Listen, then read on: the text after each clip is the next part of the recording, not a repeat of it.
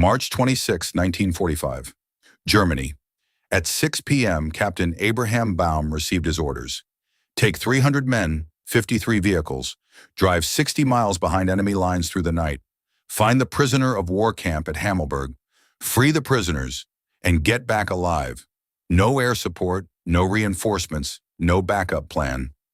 Just 300 men driving into the dark through 60 miles of enemy territory. Baum looked at the map, looked at his commanding officer. "Sir, this is a suicide mission." The officer didn't disagree. Baum had one more question. Why us? Why now? Why this specific camp? The officer was silent for a moment. Then he told Baum something that explained everything and made the mission even more controversial than it already was. General Patton's son-in-law is in that camp. Before we continue, make sure you subscribe. We tell the World War II stories that history books leave out. To understand what Patton did, you need to understand who was in that camp. Lieutenant Colonel John K. Waters, 38 years old, West Point graduate, career soldier, and the husband of Beatrice Patton, George Patton's daughter. Waters had been captured in North Africa in February 1943, 2 years earlier, 2 years behind enemy wire. Patton had known for months that Waters was at Hammelburg. Intelligence reports had confirmed it. And for months he had done nothing official. Because officially, you didn't send special missions to rescue one man, not even if that man was family. But March 1945 was different. The war was almost over. The Third Army was sweeping across Germany. Hammelburg was within reach. Maybe the last chance to get Waters out alive. Patton made a decision that would haunt him for the rest of his career. He ordered the mission, and he told almost nobody why. What happened next in those 60 miles of darkness would become one of the most debated decisions of the entire war. Not because it was heroic, but because of what it cost. Task Force Baum moved out at 9 p.m., Captain Abraham Baum at the front. 300 men behind him, Sherman tanks, half-tracks, jeeps, headlights off. Moving through German-held territory in complete darkness. The first checkpoint, German guards. Task Force Baum didn't stop, didn't negotiate, drove straight through. Firefight. Guards down. Task force moving. The next town, German anti-tank guns. 2 American vehicles destroyed. Baum kept moving. There was no time to stop, no option to turn back. 60 miles of enemy territory, and they were committed.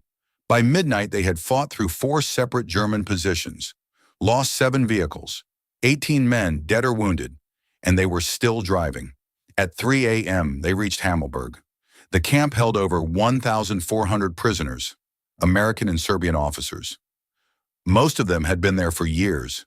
When the gates opened and American tanks rolled in, the prisoners couldn't believe it. Some stood there in silence, unable to process what was happening. Others started crying. Others ran toward the tanks screaming and grabbing at the soldiers.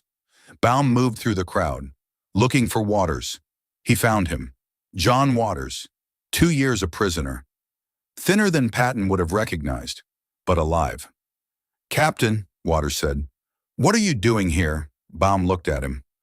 "General Patton sends his regards, sir." Waters understood immediately. "George did this?" "Yes, sir." Waters was quiet for a moment. "How many men?"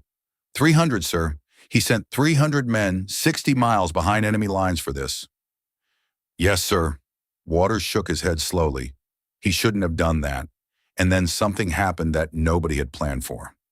As the liberated prisoners flooded toward the American vehicles, German soldiers who had been alerted by the fighting were closing in on the camp from 3 directions.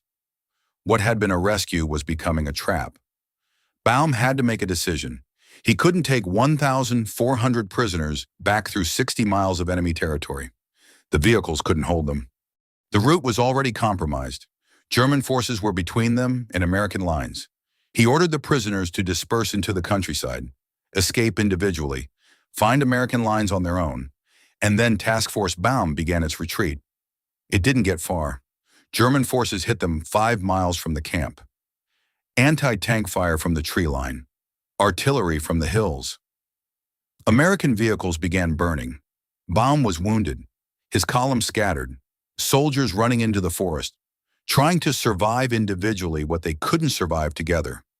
Of the 300 men who had driven into Germany that night, only 35 made it back to American lines. The rest were killed or recaptured. And John Waters, the man the mission was designed to save, was shot during the chaos at the camp and recaptured by German forces. He survived. He was liberated weeks later when the Third Army reached his camp anyway. But on the night of March 27th, the mission was a disaster, complete and undeniable. When Patton heard what had happened, he made a decision that revealed everything about who he was. He didn't hide from it. He didn't blame Baum. He didn't pretend the mission had a different purpose. He went to see Eisenhower himself. Eisenhower had heard the reports.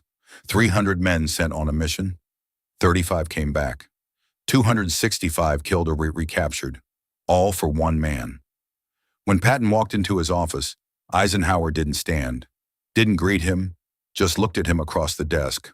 Patton sat down. He didn't wait for the question. "I sent them for John. I knew he was there. I thought we could get him out. I was wrong." Eisenhower looked at him for a long time. "You risked 300 men for one." "Yes." "Your son-in-law?" "Yes." Patton met his eyes. "I would do it again." The room was silent. Eisenhower leaned forward. "You know I can't let that go without consequences." "I know." "You know Congress will demand an investigation." "I know." "Then why are you sitting here telling me you'd do it again?" Patton was quiet for a moment. "Because he was my family, and because I thought we could do it. I was wrong about whether we could do it. I was not wrong about wanting to try." Eisenhower sat back. He had known Patton for 20 years. He knew the difference between arrogance and honesty. What he was seeing right now was honesty. The investigation happened. Congress demanded answers.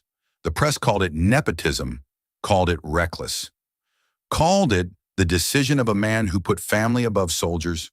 Patton never publicly said the mission was for Waters. He claimed it was a legitimate attempt to disrupt German supply lines. Nobody believed him. Everyone knew. But Eisenhower chose not to remove him. The war was almost over. The Third Army was unstoppable. And deep down, Eisenhower understood something the press couldn't print. That what Patton had done was human, terribly wrong in its execution, costly beyond justification, but human. A father figure trying to save his daughter's husband. Years later, when asked about Hammelburg, Patton wrote in his private notes, "The mission failed. Men died who should not have died. That is my responsibility and I carry it. But I will tell you this. If you have never wanted to save someone you love badly enough to risk everything, then you have never loved anyone the way a soldier loves his family. Because a soldier knows better than anyone exactly what can be lost." Captain Abraham Baum spent the rest of the war as a prisoner of the Germans. He was liberated in May 1945 when the war ended. He was awarded the Distinguished Service Cross for his leadership of Task Force Baum. Years later, he was asked if he blamed Patton for the mission. His answer was complicated. He said, "Patton sent us in there for his son-in-law." I believe that completely, and I believe it cost men their lives who wouldn't have died otherwise. He paused. "But I also know this. Patton didn't send us in there thinking we would fail. He believed we could do it. He wouldn't have sent us if he thought it was a death sentence. He believed in us. He was wrong about what we would face, but he believed in us. I'm not sure that makes it right, but it makes it more human." John Waters was liberated by the Third Army on April 6, 1945, 10 days before the war in Europe ended. He and Patton never spoke publicly about Hammelburg. In private, Waters told his wife Beatrice, Patton's daughter, what had happened. Her reaction was not recorded, but according to people who knew her, she spent a long time unable to decide whether to be grateful or horrified. In the end, she said only, "That is exactly what my father would do. Exactly. And that is why I have never known whether to be proud of him or terrified of him." Patton died in December 1945, 7 months after the war ended. Before Congress finished its investigation into Hammelburg, the investigation was quietly closed after his death. John Waters lived until 1989. He rose to the rank of general. He never gave a public interview about the night 300 men drove 60 miles into Germany to find him, but at Patton's funeral in December 1945, he was one of the pallbearers, walking beside the man who had almost destroyed his career to save his life. If you had been Patton, Would you have sent those men or followed the rules? Let us know in the comments. And if you want more World War II stories about the decisions that defined who people really were, make sure to subscribe. You're in Patton's Army now.